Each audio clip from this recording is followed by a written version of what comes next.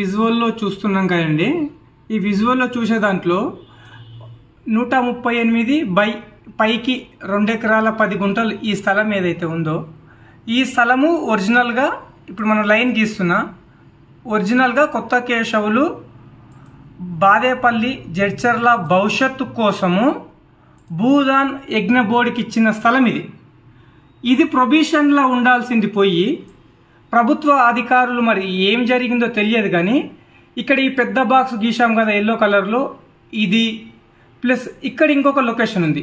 ఈ లొకేషను ఇప్పుడు మనం ఇక్కడ ఫ్రెష్గా గీస్తున్నాం.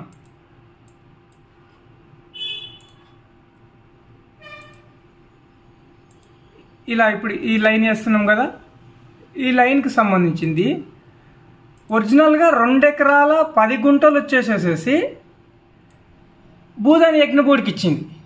ఇప్పుడు ప్రభుత్వ అధికారులు చేసిన తప్పు వల్ల సుమారు 14 నుంచి 10 ఎకరాలు వచ్చేసి ప్రొబిషన్లకు వెళ్ళింది. 2 ఎకరాలు మాత్రము ట్రాన్సాక్షన్ జరిగింది. ప్రభుత్వ స్థలాన్ని కాపాడాల్సిన ప్రభుత్వ అధికారులే ప్రైవేటు వ్యక్తులకు పోతుంటే అంటే దాన్ని ప్రొబిషన్లో పెట్టింది రెవెన్యూ అధికారులే, ప్రొబిషన్లోకి రిలీజ్ చేసింది రెవెన్యూ అధికారులే, పట్టా చేసింది కూడా రెవెన్యూ ఆఫీస్లోనే.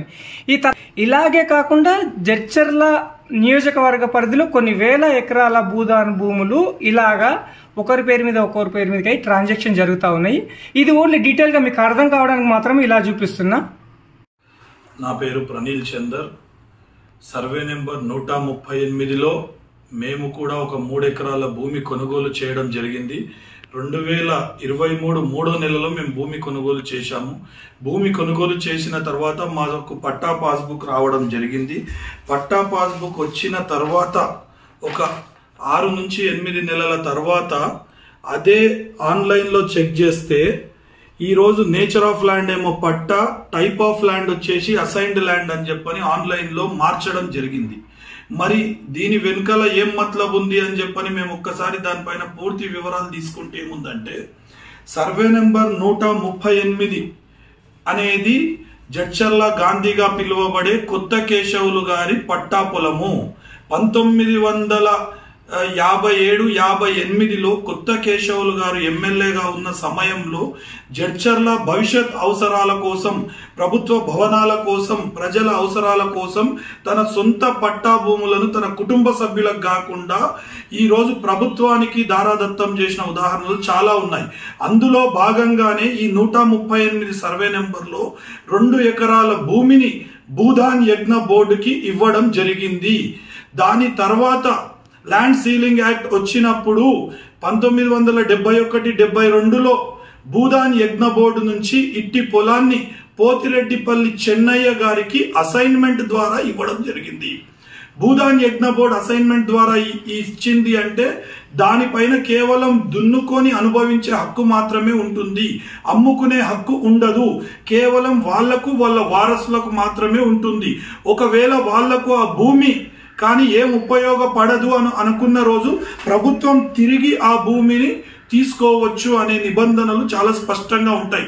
కానీ ఇక్కడ ఏమైందంటే గత ప్రభుత్వంలో కొందరు 2 సంవత్సరాల నుంచి భూదాన్ బోర్డు నుంచి ఉన్న భూమికి ఎన్ఓసి దేవాలని ప్రయత్నాలు చేస్తే కూడా గత ప్రభుత్వంలో ఎక్కడా కూడా వాళ్లకు ఎన్ఓసి లభించలేదు.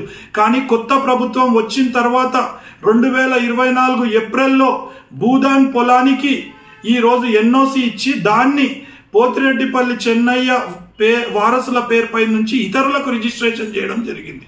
మరి ఇది ఎంతవరకు న్యాయం? ఈరోజు గురుకులాలు కట్టొచ్చు, లేదంటే ఇతర ప్రభుత్వ అవసరాలకు ఎన్నో భవనాలు అక్కడ నిర్మించుకునే సౌలభ్యం ఉంది.